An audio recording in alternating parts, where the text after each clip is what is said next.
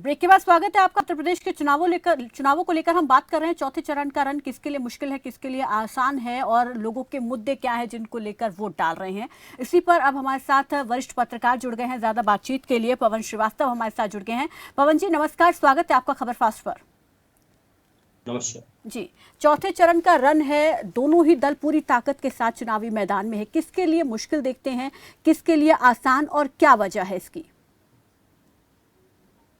प्रीति जी, जो चुनाव की हालात चल रही है, प्रथम चरण, द्वितीय चरण और तृतीय चरण, इसमें कहीं ना कहीं ये सामने आया है कि जो है समाजवादी पार्टी कहीं ना कहीं से 21% दिखाई पड़ रही, जो हवा चल रही थी।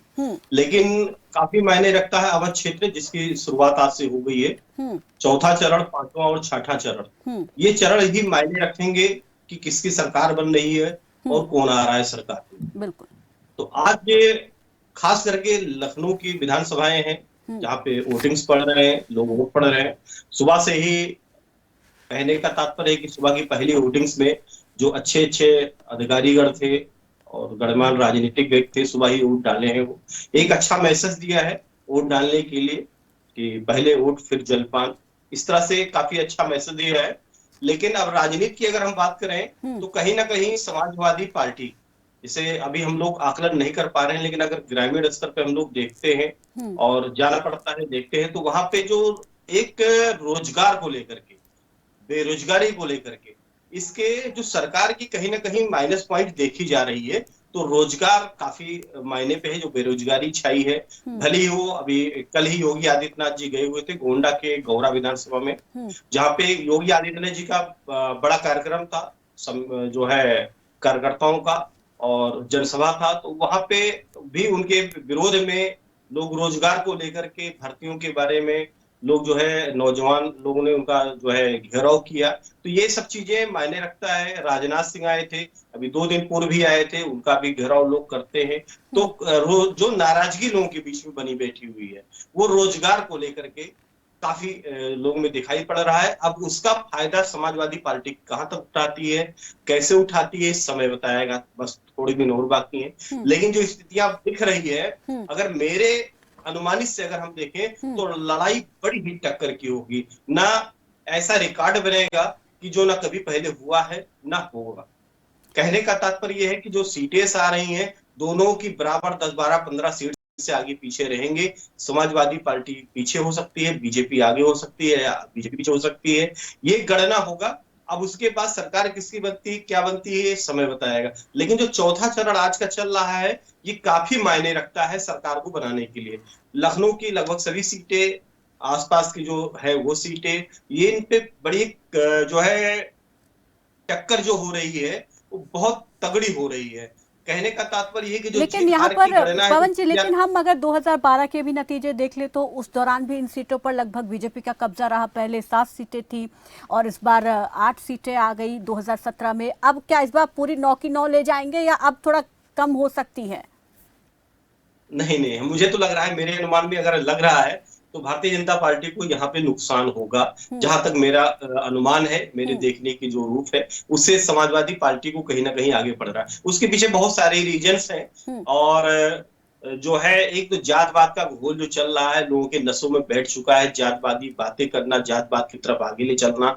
इस समय समाजवादी पार्टी इसका बहुत प्रचार भी किया है, चाहे फिर भगवान श्री परशुराम जी की बात हो, किसी की बात हो, उनको लेकर के उठाना, ब्राह्मण क्षत्रियों को अलग करना, एक संदेश देना कि जो है ये सरकार क्षत्रियों की है, अन्य जातियों की नहीं है। ओबीसी के लिए चाहे स्वामी प्रसाद मौर्य आए, जो भी आए, एक संदेश दिए कि जो है हम लोग के लिए सरकार नहीं है। तो कहीं ना कहीं ये जो है, जो अपना संदेश देना चाह रहे हैं समाजवादी पार्टी, उसको देने में वो सफल हो गए हैं। अब रही बात विकास की, कहां तक विकास होता है, कैसे होता है, सरकार क्या बनती है, ये तो अभी जब रहस्य में रहेगा तो ज्यादा सही रहेगा।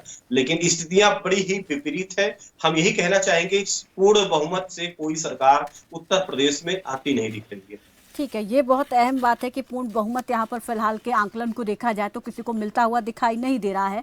लेकिन अगर कांग्रेस की बात की जाए तो क्योंकि इस बार चौथे चरण में कांग्रेस के गढ़ है जिन पर वोटिंग होनी है और इन 2 सीटों पर कहीं ना कहीं कांग्रेस की प्रतिष्ठा दांव पर है, खासतौर पर प्रियंका गांधी जो कि इस वक्त अस्तित्व की लड़ाई यहाँ पर उत्तर प्रदेश के अंदर लड़ रही हैं।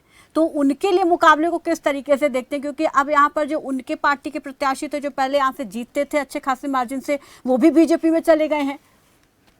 इसमें कहीं दो राय नहीं है कि कांग्रेस का वोट प्रतिशत 100% बढ़ना है। इस बार अच्छी तादाद में इनका वोट प्रतिशत बढ़ रहा है। अब प्रियंका जी की लड़ाई जो है वो कहां तक सफल हो पाती है प्रियंका जी, ये कहा नहीं जा सकता है कि, लेकिन ये है कि उत्तर प्रदेश में इनका वोट प्रतिशत बढ़ेगा। हम आपको बता दें कि गोंडा के एक सीट है गौरा विधानसभा, जहां पे समाजवादी पार्टी तैयारी कर रहे थे, तो वहां पे भी जब उनका नहीं हो पाया तो कांग्रेस से हुआ है। आज उस सीट पर कांग्रेस और भाजपा दो ही लड़ाई में है, ना वहां पे समाजवादी दिख रही है ना बसपा दिख रही। ऐसे बहुत सारी सीटें, उतरौला है वहां पे, उस सीट की बात कर ले हम तो कई सारे, हमको आधा दर्जन सीटें हमारे लोगों की निगाह में है जहां पे कांग्रेस अच्छी फाइट्स में आ रही है। तो अगर ये सब हो जाता है तो कांग्रेस कहीं ना कहीं सीट भी निकालेगी, और सीट निकालने के साथ 2024 के लिए जो इनके लिए सबसे प्लस पॉइंट होगा, 2024 के लिए इनकी वोट प्रतिशत बढ़ेगी। वोट प्रतिशत बढ़ेगी तो 2024 में अच्छी लड़ाई में आएंगे, अच्छी भूमिका में आएंगे।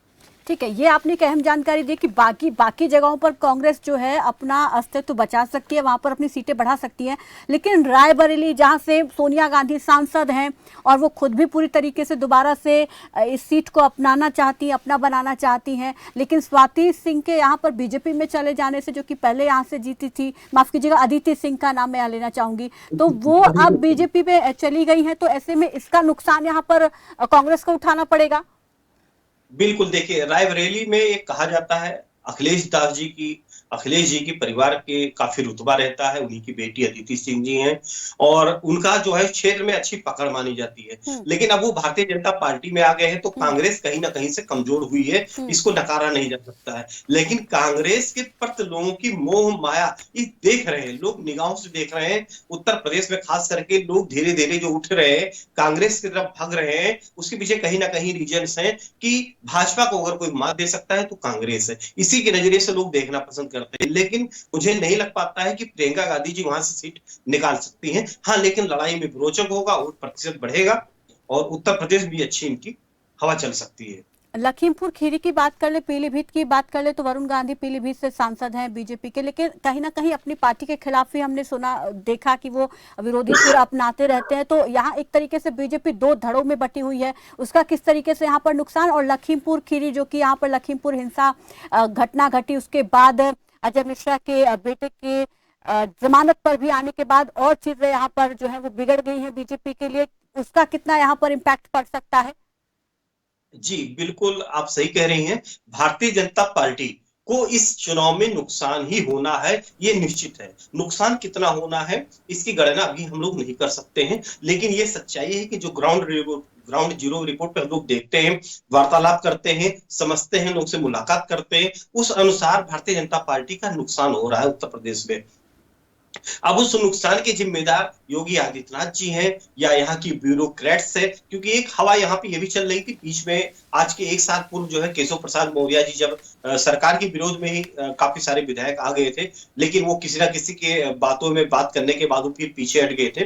तो एक संदेश यहाँ पे जाता था कि उत्तर प्रदेश में ब्यूरोक्रेट्स वो योगी आदित्यनाथ जी पसंद करते हैं। नेताओं की नहीं चलती थी, विधायकों की नहीं चलती थी। अब जब विधायकों की नहीं चल पाएगी तो क्षेत्र में जो अधिकारीगण चाहते हैं वही होता था। तो इसका भी इनको कहीं ना कहीं इनके लिए भाजपा सरकार के लिए ये जो है एक सबक होगा। और हो सकता है कि अगर ये सरकार बीजेपी की आ जाती है और कम सीटों से सरकार आती है तो ये कुछ सुधार करे। जो उत्तर प्रदेश की सबसे बड़ी नाराजगी है, जो हर क्षेत्र में, हर विधानसभा में लगभग देखने को मिलता है, जहां भी बड़े नेता जाते हैं वहां पर इसके लिए नौजवान रोजगार को लेकर के बिल्कुल, हम सुबह से देख भी रहे हैं कि रोजगार मुद्दा एक काफी ज्यादा इस वक्त हावी दिख रहा है, लोग इसी को लेकर वोट भी कर रहे हैं। लेकिन आखिरी सवाल और जल्दी से इसका जवाब मैं चाहूँ क्योंकि समय की कमी है। पवन जी, यहाँ पर आम आदमी पार्टी का चौथे चरण में चुनाव प्रचार हमने देखा और यहाँ पर सीटें भी कुछ निकालना चाह रही है।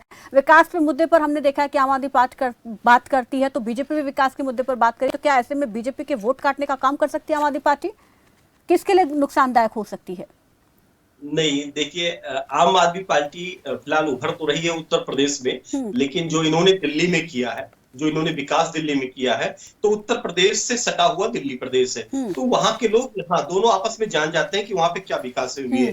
केजरीवाल कहने के लिए बहुत होनेस्ट है, बहुत ईमानदार है, लेकिन जो उनको अंदर से हैं वो दिखते नहीं है। तो उत्तर प्रदेश में हमें नहीं लगता है कि ये कहीं सीट निकाल पाएंगे। एक आध सीट अगर ये पश्चिम में कहीं निकाल लेते हैं तो बड़ी इनके वो हो जाएगी, लेकिन यहाँ पे चौथे चरण, पांचवें चरण में कुछ खासा असर इसका नहीं रहेगा और बाकी सीधी दलों को भी इसका कुछ खासा नुकसान नहीं होगा। बहुत बहुत शुक्रिया पवन जी हमारे साथ जुड़ने के लिए, इस तमाम बातचीत के लिए। तो चौथे चरण के रन में वोटिंग लगातार जारी है, अपने अपने मुद्दों को लेकर मतदाता पोलिंग सेंटर पर पहुंच रहे हैं और जैसे जैसे दिन बढ़ रहा है वैसे वैसे पोलिंग परसेंट भी बढ़ रहा है और वोटर्स की संख्या भी पोलिंग स्टेशन पर हम देख रहे हैं कि ज्यादा बढ़ती जा रही है। तो ऐसे में यहाँ पर अगर एक विश्लेषण भी किया जाए, एक्सपर्ट की अगर माने, तो ये कहा जाता है कि अवध में जो पार्टी ज्यादा सीटें जीतती है सरकार उसी की बनती है और आज उसी का यहाँ पर रण है, उसी की अग्नि परीक्षा है। अब यहाँ से कौन जीतेगा कौन हारेगा ये एक बड़ा सवाल है और सत्ता में कौन आएगा ये सबसे बड़ा सवाल है